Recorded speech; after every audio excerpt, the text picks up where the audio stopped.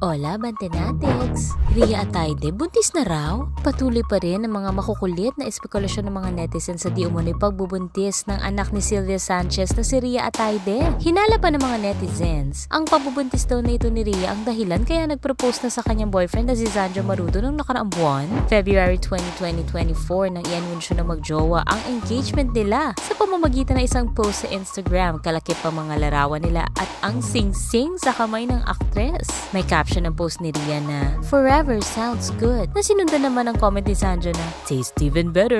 Masaya raw ang pamilya Ataide sa proposal ni Zandro at naiyak pa sa tuwa si Jella Ataide nang malaman ng balita. "I love Kuya Z. I was so happy that when they told me, I cried", sabi ni Jella sa isang panayam. Pero fake news daw ang kumakalat na chismis tungkol sa pagiging preggy ng kanyang kapatid na si Ria. Sinabi pa ni Jella na isang himala kung magkakaanak ito dahil may PCOS o polycystic ovary syndrome ang kapatid. "For me, I can't say much yet. For now, no. They're trying, that's for sure. My sister has PCOS and it would be a miracle if she has a child", paglilinaw ni Jella. Supportive naman daw ang parents kung sakaling ang magbuntis si Ria dahil nasa edad na ito at gusto nila si Zandro na maging parte ng pamilya. Well, at least my parents also are supportive for that. My sister nga kasi is at the age, turning 32 this year, medyo kailangan na din. Pero sa gitna ng mga denials, ang mga netizens ay panay pa rin ang pagpuna sa pangangatawan ni Ria at patuloy ang espekulasyon na nagdadalang tao ang aktres. Sa isang video na nakuhanan ng mag-celebrate ng birthday ang ama ni Ria na si Art Ataide,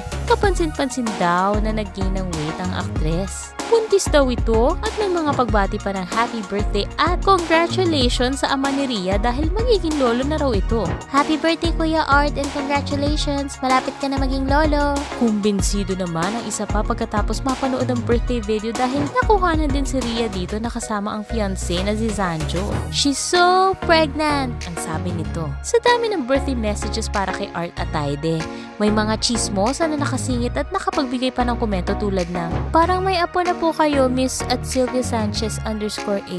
Preggy na yata si Miss at Ria." Pero may nag-comment din na hayaan na lang ang aktres na mag-announce at wag naman daw maging mapanakit sa mga komento dahil may iniinda na nga si Ria sa kalusugan.